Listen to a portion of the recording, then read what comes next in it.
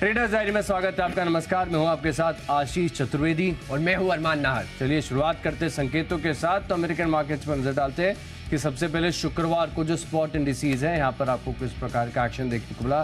तो Dow futures और Nasdaq futures के बाद पहले स्पॉट देखेंगे। सबसे पहले आप देखें कि यहाँ पर अगर आप देखें तो एसजीएक्स निफ्टी तो अरमान 25 अंकों की बढ़त यहाँ पर आपको दिखा रहा है, लेकिन शुक्रवार को खास बात है कि ऑफ लोज हुए हैं अमेरिकन मार्केट। जिस प्रकार से अगर आप देखें तो एप्पल की अर्निंग्स के बाद यहाँ पर एक सपोर्ट मार्केट को देखने को मिला, यूएस के मार्केट्स को। आप देखें 546 अंकों की तेज़ी जो है यहाँ पर आपको देखने को मिली है। साथ में अगर आप देखें तो जो नास्डैक फ्यूचर्स है यहाँ पर भी आपको बढ़त के साथ कारोबार देखने को मिला, यानी 4 दिनों की जो गिरावट थी वो एक बार टूटी है और वहाँ से अगर आप देखें तो बाजारों में तेज़ी का रुझान आपको देखने को मिला है। एप्पल के जो दमदार नतीजे आए थे इसका प्रदर्शन यहाँ पर देखने को मिला, लेकिन फिलहाल जो अभी संकेत आपके पास है इनमें अगर आप देखें तो डाउ फ्यूचर्स हैं या नास्डैक फ्यूचर्स, कहीं से कुछ खास संकेत आपको नजर नहीं आएंगे। हालांकि निकाय में जो 200 अंकों की गिरावट है वो थोड़ी सी चिंता का कारण दे रही है और एसजीएक्स निफ्टी काफ़ी सपाट ट्रेड कर रहा है। करीब 25 अंकों की बढ़त यहाँ पर आपको देखने को मिली, लेकिन 200 अंक नीचे निकाय है, ये एक चिंता का कारण बन सकता है। लेकिन बहुत सारे स्टॉक्स ऐसे हैं जहाँ पर नतीजों का इम्पैक्ट आपको देखने को मिलेगा। तो भारतीय बाजारों में भी जो इवेंट्स हैं, ट्रिगर्स हैं, इनकी कोई कमी नहीं है। जो कैटलिस्ट चल रहे हैं बाजार में, रिजल्ट सीजन है पूरे पीक पर, तो यहाँ पर फोकस करके चल सकते हैं। रणनीति समझते हैं। आप बताइए आपकी लिस्ट में कितने स्टॉक खरीदारी के, कितने बिकवाली और आपका फोकस कहाँ पर है? देखिए, अगर मैं स्टॉक की बात बताऊं तो कई सारे नतीजे हैं और नतीजे कई सारे ऐसे हैं जो बढ़िया नतीजे आते हैं और अनुमान से बेहतर नतीजे भी आते हुए दिखे। स्पेशली आप अगर आप ब्रिटानिया की बात कर लीजिए या फिर एफएमसीजी सेक्टर की बात कर लीजिए, इनकी यहाँ पर जो रोबस्ट नतीजे आते हुए जा रहे हैं वो और इस स्टोरी को, कन्विक्शन को लगातार बढ़ाते हैं। और जीएसटी कलेक्शन का डेटा आपने ऑलरेडी देखा ही था, उस हिसाब से देखें तो लगातार, जैसा कि मैं हर बार यही चीज़ दोहराता हूँ कि जो हमारी इंडियन स्टोरी है वहाँ पे एक तो स्टोरी आपको जीएसटी कलेक्शन से मिल रही है, तो ऑब्वियसली ये कलेक्शन जो हो रहा है, उसके बाद एफएमसीजी कंपनीज जो अगर ऐसे नतीजे देती है तो आपको रोबस्टनेस सब पता पड़ती है कि कितने आप, अगर आप ग्राउंड स्तर पर देखें तो कितनी बढ़िया रोबस्टनेस है। तो उस हिसाब से मेरा तो अभी भी कंटिन्यूसली बुलिश और आज मैंने भी सारे बाय लिए हैं। आशीष, आप कुछ सेल कर रहे हैं? देखिए, बिकवाली के लिहाज से एक स्टॉक मुझे नजर आ रहा है, हालांकि पूरा खबरों के हिसाब से ड्रिवन है और बाकी भी मैं अपनी लिस्ट देखूं तो पूरे के पूरे सभी स्टॉक जो है नतीजों के ऊपर आधारित हैं। एक स्टॉक मैंने निवेश के लिहाज से चुना है जहां पर अगर आप देखें तो एक टेक्निकल ट्रिगर मेरे पास नजर आ रहा है, बाकी तो पूरा फोकस जो है खबरें और नतीजों पर है। तो इसी फोकस के साथ शुरुआत कर लेते हैं हमारी लिस्ट की। सबसे पहले बताइए आप कैश का स्टॉक। देखिए, कैश में जो स्टॉक मैंने लिया है उसका नाम है इक्विटास स्मॉल फाइनेंस बैंक।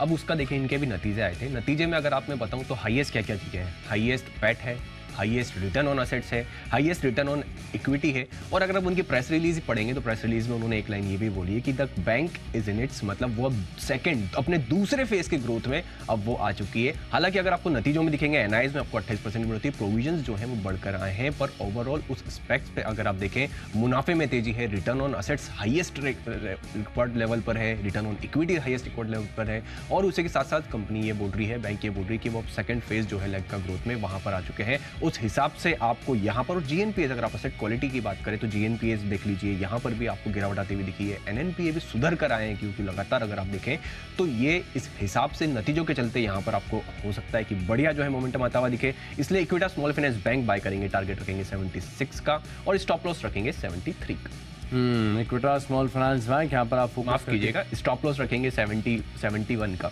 अच्छा, 71 के करीब का अभी चेंज करवा देते हैं। 72.85 की क्लोजिंग चल रही है अरमान, सही का? जी बिल्कुल। 71 रुपए का आप लगा लीजिए स्टॉप लॉस और यहाँ पर 76 तक के जो टारगेट्स हैं आपको देखने को मिल सकते हैं। आपको अच्छी तरीके से टारगेट और स्टॉप लॉस दोबारा बता दिए गए हैं।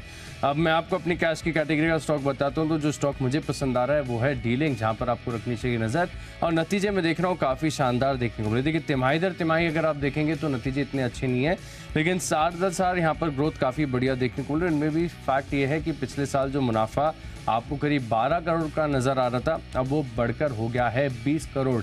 अच्छी ग्रोथ यहाँ पर मुनाफे के दम पर नजर आई है। हालांकि स्टॉक अगर आप देखें तो पिछले कुछ साल में, इनफैक्ट पूरे एक साल में देखें तो बड़ी तेजी यहाँ पर देखने को मिली, लेकिन नतीजों से पहले थोड़ा सा करेक्ट भी हुआ है। तो यहाँ पर स्टॉप लॉस के साथ खरीदारी आप करके चल सकते हैं, यानी 270 रुपये का आप लगा लीजिए स्टॉप लॉस। जब तक 270 के ऊपर बना हुआ है तब तक ठीक है, लेकिन जैसे 270 के नीचे आएगा तब इसको स्टॉक को आपको निकालना पड़ेगा, या फिर आप देख रहे हैं कि टारगेट के आसपास ही इसकी ओपनिंग हो तो भी आप इस स्टॉक को छोड़ के चलेंगे। फिर एक्शनेबल जो ट्रेडिंग आइडियाज है वहां पर फोकस करेंगे। 285 का टारगेट, 270 रुपए का आप लगाइए स्टॉप लॉस।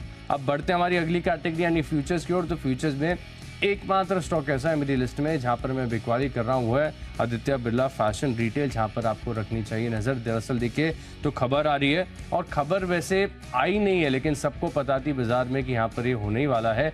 TCNS का जो अधिग्रहण ये करने वाले हैं, मान रहे कि ओपन ऑफर लेकर आएंगे और ओपन ऑफर के बाद इतनी हिस्सेदारी मिल जाएगी तो की जो अतिरिक्त होगी वो प्रमोटर के माध्यम से खरीदेंगे। लेकिन जो एनालिस्ट हैं बता रहे कि इसमें 10 से लेकर 12% का EPS डायल्यूशन आपको देखने को मिल सकता है, और स्टॉक का चार्ट तो बहुत ही खराब है। कहीं पर भी कोई भी सपोर्ट के निशान यहाँ पर नजर ही नहीं आ रहे, संकेत ही नहीं है।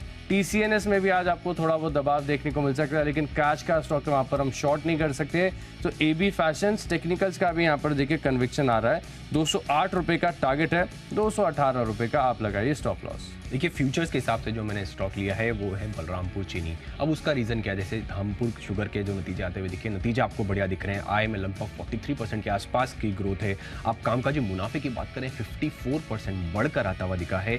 मार्जिन्स में भी आपको इंप्रूवमेंट दिख रहा है, 12.7% से बढ़कर आपको 13.7% के आसपास आते हुए दिखे। मुनाफा 30 करोड़ से बढ़कर 60 करोड़ के आसपास आता हुआ दिखा है। अगर आप DCM श्रीराम के पहले नतीजा है तो उसमें कई सारे सेगमेंट है, वहाँ पर शुगर भी एक सेगमेंट है। वहाँ पर भी आपने देखा था कि वहाँ पर भी जो नतीजे हैं आपको बढ़िया आते हुए दिखे थे। अब ये धामपुर शुगर, उनके भी नतीजे बढ़िया आते हुए दिख रहे हैं। तो अगर आप देखें तो आज पूरा शुगर स्पेस ही हो सकता है कि आपको यहाँ पर अच्छा मोमेंटम आता हुआ दिखे। जैसा कि अगर आप शुगर के भाव में देख रहे हैं वो तो लगातार रिकॉर्ड लेवल पर चल ही रहे हैं, और उसी के साथ साथ अगर आपने मैनेजमेंट को भी सुना हो, मैनेजमेंट में भी जो न्यूज़ पेपर्स में मैनेजमेंट ने बोल रहे थे कि अब जिस तरीके से भाव चल रहे हैं ये ऐसा नहीं है कि वन टाइम भाव ऐसे हैं, अभी जिस स्तर पर हैं वहां पर ही उसके आसपास ही रहने का अनुमान है, और हो सकता है कि आपको इथेनॉल के प्राइसेस में वहां पर भी हो सकता है कि शायद रिवीजन आता हुआ दिखे।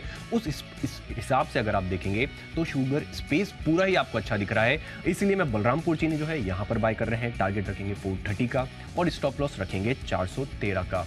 अब ऑप्शंस की बात करें, ऑप्शंस में जो मैंने स्टॉक लिया है वो है ब्रिटेनिया इंडस्ट्रीज, क्योंकि इनके नतीजे अगर आप देखिए, नतीजे अगर आप ऑपरेशनली काफ़ी बढ़िया नतीजे आते हुए दिखे हैं। ग्रॉस मार्जिन 38% से बढ़कर 45% पर आता हुआ दिखा है। मार्जिन जो हमारा अनुमान था 17.5% का, हमारा भी अनुमान यही था कि मार्जिन बढ़ के आएंगे, क्योंकि 15.5% पहले थे और अब बढ़ के हमारा अनुमान था 17.5% का, पर बढ़ के आए कितने, 19.9%, 20% के आसपास आपको मार्जिन आते हुए दिखे हैं। वॉल्यूम ग्रोथ भी अगर आप देखें तो लगातार आपको थोड़ी बहुत वॉल्यूम ग्रोथ वहां पर भी दिख रही है। ऑपरेशनली ओवरऑल अगर आप देखें तो यहां पर मार्जिन्स में काफी बढ़िया इंप्रूवमेंट आता हुआ दिखा है।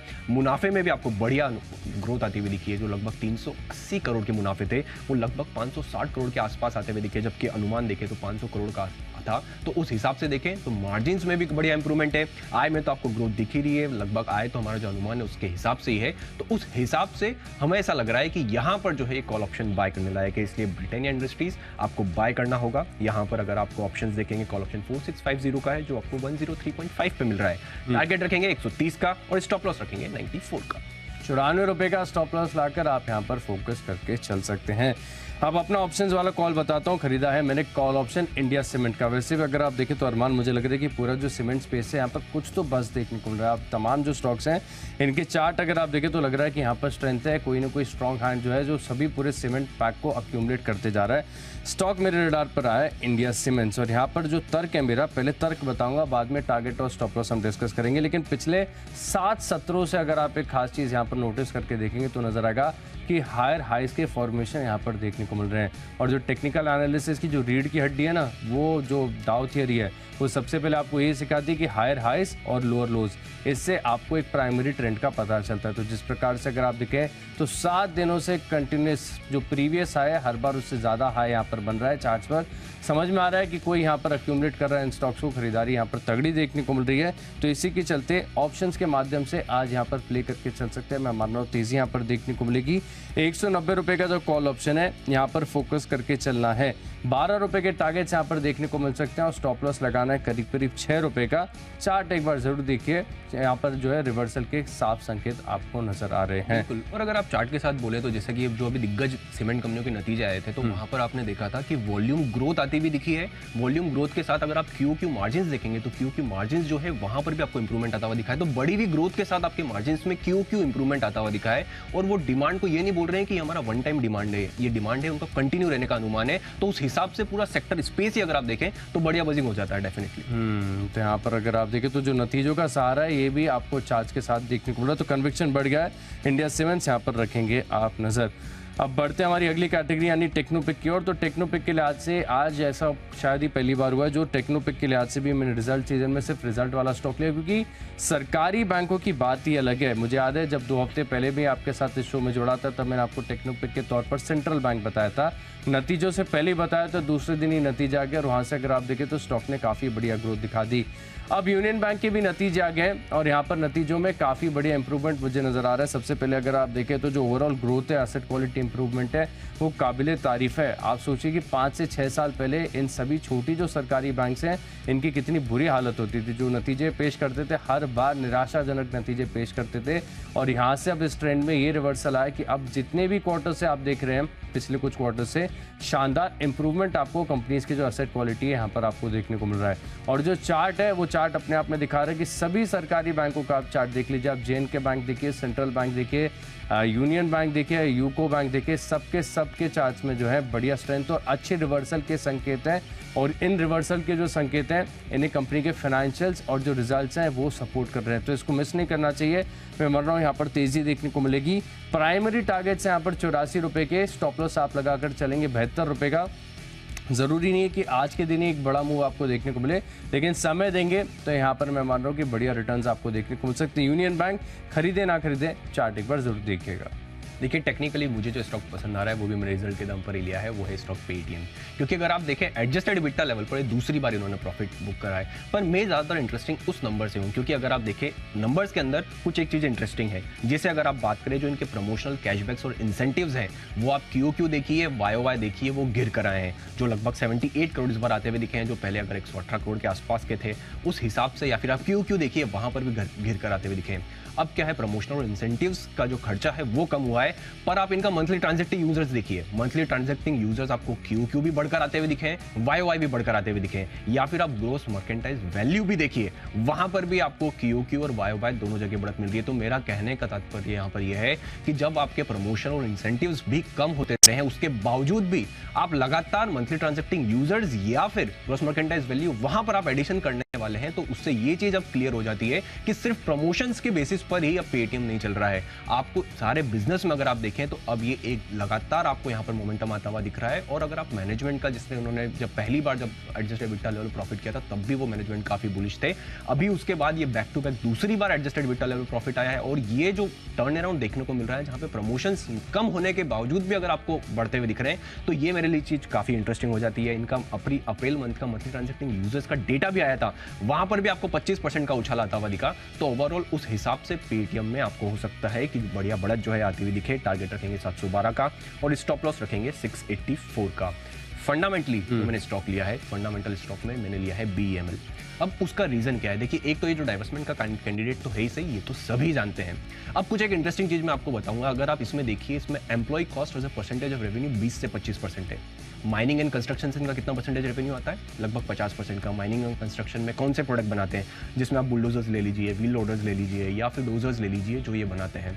एक्शन कंस्ट्रक्शन, माइनिंग और कंस्ट्रक्शन के कई सारे इक्विपमेंट्स हैं, क्रेन्स हैं, और ये भी कुछ ऐसे बुलडोजर्स या फिर आप लोडर्स की बात करें वो बनाती हैं। उनका employee cost as a percentage of revenue कितना है, 5 से 8% का लगभग। अगर आप देखें तो कोई भी अगर डाइवेस्टमेंट होता है या फिर अगर कोई प्राइवेट प्लेयर यहाँ पर आता है तो आपको हो सकता है यहाँ पर भी थोड़ा अच्छा खासा इंप्रूवमेंट आता हुआ दिखे। तो ये जो EBITDA आपको दिख रहा है ये सिर्फ एम्प्लॉय कॉस्ट की वजह से डबल हो जाएगा, और उसके हिसाब से अगर आप देखें तो वैल्यूएशन अनलॉकिंग काफी हो सकती है। एक और इंटरेस्टिंग चीज अगर आप देखें तो इनका फ्री कैश फ्लो, अगर आप पिछले अगर आप इनका जो उन्होंने जो कैपेक्स करा है पिछले 9-10 साल का अगर आप कैपेक्स देखेंगे वो लगभग इक्वल टू डेप्रिसिएशन है। इसका तात्पर्य क्या हुआ कि कंपनी सिर्फ मेंटेनेंस कैपेक्स कर रही है, ग्रोथ कैपेक्स हो ही नहीं रहा है। तो उस हिसाब से अगर यहाँ पर डाइवेस्टमेंट होता है तो यहाँ पर कोई भी एक नया प्लेयर आता है उसके पास कई सारी अपॉर्चुनिटीज मिलेगी जहाँ पे वो सिनर्जी ला सकते हैं। और जैसा कि मैंने कहा कि एम्प्लॉय कॉस्ट अगर ये सिर्फ 12% भी हो जाए, जो कि अभी 20-25% पे, तो भी इनका EBITDA डबल हो जाएगा। उस हिसाब से आपको वैल्यूएशन काफी इंटरेस्टिंग हो जाते हैं। पर यहाँ पर हमको लॉन्ग टर्म का बेट करना है, यहाँ पर ये जल्दी नहीं, लॉन्ग टर्म हम 12 महीनों तक मैं अवधि दे रहा हूँ, पर मैं यहाँ पर विजन और लॉन्ग टर्म का है मेरा, इसलिए यहाँ पर हम BEML बाय करेंगे। ड्यूरेशन रखेंगे 12 महीनों का और टारगेट रखेंगे 1550 का, 1550 का। 1550 के टारगेट्स के लिए फंडा पिक है BEML, जहां पर आप रखेंगे नजर। अच्छा, फंडा पिक मैं अपनी बताता हूँ जहाँ पर आपको रखनी चाहिए नज़र। नतीजों के आधार पर ये स्टॉक मैंने चुना है, नतीजे हैं अच्छे, काफ़ी बढ़िया मुझे देखने को मिल रहे हैं। जेन टेक्नोलॉजीज़ के यहाँ पर अगर आप देखें तो वैसे तो स्टॉक काफ़ी बड़ा हुआ है, चल चुका स्टॉक है, लेकिन नतीजे साल दर साल देखें या तिमाही दर तिमाही दोनों आधार पर आपको बड़े एक्सेप्शनल नज़र आएंगे। और ख़ास बात ये कि साल दर साल अगर आप कंपनी का मुनाफा देखें तो यहाँ पर ग्रोथ भी बहुत बढ़िया देखने को मिली। यानी जो मुनाफा पिछले तिमाही में, पिछले साल की में सेम तिमाही 5 करोड़ था, इस बार बढ़कर करीब 23 करोड़ के आसपास हो गया। तो ग्रोथ आप काफ़ी अच्छी है, स्टॉक में तेज़ी आपको देखने को मिल सकती है। 295 का टारगेट, 282 रुपये का स्टॉप लॉस। बढ़ते हैं अगली कैटेगरी की ओर जो कि है निवेश की लात से। और निवेश की लात से देखिए सरकारी कंपनियां, इनमें खासियत होती है डिविडेंड यील्ड की। अगर आपको स्टॉक के प्राइस में अप्रिसिएशन देखने को ना मिले लेकिन साल में आपको 6-7% का डिविडेंड मिल गया तो भी आपको जो है एक धैर्य बना रहता है। पावर ग्रिड में सिमिलर स्थिति है, 5 से 6% की डिविडेंड यील्ड है। और बढ़िया बात यह भी है कि जिस प्रकार से कंपनी की पोजीशनिंग है, ऑलमोस्ट एक बढ़िया दबदबा यहाँ पर देखने को मिल रहा है। भारत की सबसे बड़ी इलेक्ट्रिकल ट्रांसमिशन पावर कंपनी है, तो यहाँ पर फोकस करके चल सकते हैं। और बहुत ही कंजर्वेटिव टारगेट है मिले, कोई बड़े यहाँ पर उम्मीद नहीं है। 9 से 12 महीने का समय दीजिए, लेकिन चार्ट ऐसा है कि यहाँ पर आपको फोकस करके चलना चाहिए। 270 रुपये के लक्ष्य के लिए निवेश करेंगे। देखिए आईपीएल स्टॉक के हिसाब से जो मैंने स्टॉक लिया है वो है एसबीआई लाइफ। एक तो अगर आप बात करें, ये जो पूरी स्पेस है वो स्पेस ही काफ़ी इंटरेस्टिंग है, नतीजे तो बढ़िया आए थे। आप इनका अर्निंग्स ट्रांसक्रिप्ट अगर सुनेंगे या फिर आप अर्निंग्स कॉल सुनेंगे और ट्रांसक्रिप्ट अगर आप पढ़ेंगे तो वहाँ पे भी आपको क्लैरिटी मैनेजमेंट ये बोल रहा है कि 20 से जो 25% की ग्रोथ है वो आगे भी हम देख रहे हैं। और जैसा कि एक बस जो हमेशा सब बोल रहे हैं कि जो 80C का जब से जो न्यू टैक्स रेजिम में जो 80C का आपको दिख रहा है कि वो उस हिसाब से रिडक्शन नहीं मिलेंगे, उसके चलते कि यहाँ पर दिक्कत आ सकती है। तो मैनेजमेंट क्लियरली बोल रहा है कि अब जो इंश्योरेंस जितना हमारा बिक रहा है, लोग उसको इंश्योरेंस के लिए खरीद रहे हैं, ना कि उसको टैक्स में उनको बचाव हो उसके लिए अगर आप खरीद रहे हैं। और इस स्पेस में अगर आप लॉन्ग टर्म के हिसाब से देखें तो ये एक ऐसी स्पेस है जहां पर आपको लॉन्ग टर्म में बढ़िया बैट मिल सकती है। तो हर गिरावट में भी यहाँ पर आपको खरीदना है, इसलिए एसबीआई लाइफ यहाँ पर बाय करेंगे। ड्यूरेशन रखेंगे 12 महीनों का और टारगेट रखेंगे 1400 का। खबरों के हिसाब से जैसा कि जो मैंने बलरामपुर चीनी का तर्क दिया था, धामपुर शुगर, यहाँ पर नतीजे जो है काफी बढ़िया आते हुए दिखे थे, इसलिए खबरों के हिसाब से नतीजों पर आपको धामपुर शुगर जो है बाय करना है। टारगेट रखेंगे 267 का और स्टॉप लॉस रखेंगे 256.5 का। यहाँ पर आप फोकस करके चल सकते हैं। खबरों के लिए आज से जो स्टॉक मुझे पसंद आ रहा है वो है डीसीबी बैंक, और इसको भी नतीजों के आधार पर मैंने स्टॉक चुना है। यहाँ पर अगर आप देखें तो जो कंपनी की एनआईआई है, यानी जो ब्याज आए है, इसमें आपको 28% की बढ़त देखने को मिली है। एसेट क्वालिटी में भी काफ़ी बढ़िया सुधार देखने को मिला। तो 106 रुपये की क्लोजिंग चल रही है शुक्रवार की। मैं मान रहा हूँ कि शुक्रवार का जो हाई था 112-113 के करीब का ही था, तो इसको रिक्लेम करके चल सकता है। स्टॉप लॉस आपको लगाना है करीब 104 रुपये का। तो चलिए खबरों के लिए आज से स्टॉक्स तो हमने जान लिए, बची है हमारी आखिरी कैटेगरी जो कि है माई चॉइस। पढ़ते हैं हमारी आखिरी कैटेगरी यानी माई चॉइस की तरफ। और यहाँ पर देखिए जो तीनों स्टॉक है मेरे पास रिजल्ट के आधार पर मैंने चुने। एलेंबिक फार्मा है पहला स्टॉक, जहां पर अगर आप देखें तो कंपनी के नतीजे काफ़ी बढ़िया देखने को मिले। और खासतौर पर अगर आप देखें तो मार्जिन का आंकड़ा मुझे अच्छा लग रहा है। पिछले साल जो मार्जिन 10% थे, इस बार बढ़कर हो गए 14%। तो 568 रुपये का टारगेट है, 550 रुपये का राउंड फिगर आप लगा लीजिए स्टॉप लॉस। दूसरा स्टॉक है मेरी लिस्ट में ओलेक्ट्रा ग्रीन टेक। यहाँ पर भी नतीजे काफ़ी बढ़िया आपको देखने को मिले। मुनाफा जो 18 करोड़ से बढ़कर 28 करोड़ हो गया, जिसके चलते 655 रुपये का टारगेट है, 640 रुपये का आप लगाएंगे स्टॉप लॉस। और आखिरी स्टॉक है मेरी लिस्ट में एडीएफ फूड, जहां पर भी अगर आप देखें तो कंपनी के नतीजे काफ़ी बढ़िया है। और खासतौर पर अगर आप देखें तो पिछले 2 तिमाहियों में कंपनी ने जिस प्रकार के मार्जिन रिपोर्ट किए हैं, बता रहे कि बिजनेस काफ़ी बढ़िया चल रहा है। मार्जिन जो पिछले साल 14% के थे, इस बार 21% हो गया। उससे पहले क्वार्टर में करीब 22% के आसपास के मार्जिन आपको देखने को मिले हैं। 770 रुपये का टारगेट, 755 रुपये का स्टॉप लॉस। देखिए माई चॉइस की अगर आप बात करें तो सबसे पहला जो मैंने स्टॉक लिया है वो है मैरिको, क्योंकि जो नतीजा है वो काफ़ी बढ़िया आते हुए दिखे। और यहाँ पर अगर आप जेफरीज की बात करें, उन्होंने डबल अपग्रेड भी किया है, इसलिए यहाँ पर बाय करना होगा। टारगेट रखेंगे 510 का, स्टॉप लॉस रखेंगे 490 का। एमटा टेक्नोलॉजी दूसरा स्टॉक होगा, क्योंकि जो Q4 के नतीजे आप वाई या क्यू अगर कंपेरेटिवली बढ़िया आते हुए दिखेंगे, इसलिए ड्यूरेशन सिर्फ दो महीनों का दे रहा हूँ। टारगेट रखेंगे 2050 का। और अंत में आखिरी स्टॉक जो है वो है पीएनसी इंफ्रा, क्योंकि इनको एक ऑर्डर मिलने की खबर आती हुई दिखी है। लगभग 770 करोड़ के आसपास का इनको ऑर्डर मिलता हुआ दिखा है, उसके चलते यहाँ पर हो सकता है, इसलिए पीएनसी इंफ्रा को बाय करेंगे। टारगेट रखेंगे 315 का और स्टॉप लॉस रखेंगे 302 का। तो चलिए जो 20 स्टॉक्स हैं इनकी फोकस लिस्ट हो गई है तैयार। और अगर आपने कोई भी स्टॉक या कोई भी लेवल मिस कर दिया तो पहले आप जल्दी से देखें रिकैप। कैश का स्टॉक है लिस्ट में डीलिंक, एबीआर फेराल में करेंगे बिकवाली, इंडिया सीमेंट 190 रुपए का कॉल ऑप्शन खरीदेंगे और union bank of India technically अच्छा है और नतीजे भी काफी बढ़िया है। जेन टेक्नोलॉजीज फंडा पिक है, निवेश के लिहाज से खरीदेंगे पावर ग्रिड, खबरों का असर देखने को मिलेगा डीसीबी बैंक में, और एलेम्बिक फार्मा, ओलेक्ट्रा ग्रीन और एडीएफ फूड्स, ये तीनों स्टॉक भी नतीजों के आधार पर आपको करनी है खरीदारी। इन 10 स्टॉक में मेरा कन्विक्शन सबसे ज्यादा है फ्यूचर्स के ट्रेड, आदित्य बिरला फैशन, जहां पर अगर आप देखें तो टीसीएनएस के जो अधिग्रहण है जिसे ईपीएस डायल्यूटिव बताया जा रहा है 208 रुपए के लक्ष्य के लिए बिकवाली करेंगे। देखिए कर लेते हैं रिकैप। कैश में इक्विटा स्मॉल फाइनेंस बैंक जो है काफ़ी बढ़िया नतीजे है, उसके चलते इंटरेस्टिंग लग रहा है। बलरामपुर चीनी, क्योंकि जो धामपुर शुगर के बढ़िया नतीजा है उसके लिए यहाँ पर खरीदारी करनी होगी। ऑप्शंस के हिसाब से ब्रिटेनिया इंडस्ट्रीज हम खरीदेंगे। टेक्निकली पेटीएम भी बढ़िया लग रहा है और रिजल्ट भी बढ़िया है। फंडामेंटली बीईएमएल जो है काफ़ी इंटरेस्टिंग लग रहा है। आईपीएल स्टॉक्स के हिसाब से अगर आप बात करें तो एसबीआई लाइफ इंटरेस्टिंग स्पेस में है। खबरों में धामपुर शुगर जो कि नतीजों का फायदा होता हुआ दिखेगा। माय चॉइस में मैरिको अगर आप देखें नतीजे बढ़िया हैं। एमटार टेक्नोलॉजी जिनके नतीजे एक्सपेक्टेड हैं बढ़िया आते हुए दिखेंगे, और पीएनसी इंफ्रा जहां पर आपको बढ़िया ऑर्डर आता हुआ दिखा। और इन सब में अगर मेरा जो बेस्ट पिक होगा वो होगा बीएमएल, क्योंकि जिस स्पेस में है और जो डाइवर्समेंट के बाद वैल्यूएशन आ सकता है वो काफी इंटरेस्टिंग हो सकता है। देखिए अगर आप देखिए ट्रेडर्स डायरी में तो हमने आपको लगभग आपको सारे जो खबरों के स्टॉक्स थे वो सभी बता दिए, पर आज मार्केट में क्या मूवमेंट होने के लिए मिलेगा उसके लिए हमको अनिल सर और दीप सर के साथ जुड़ना होगा।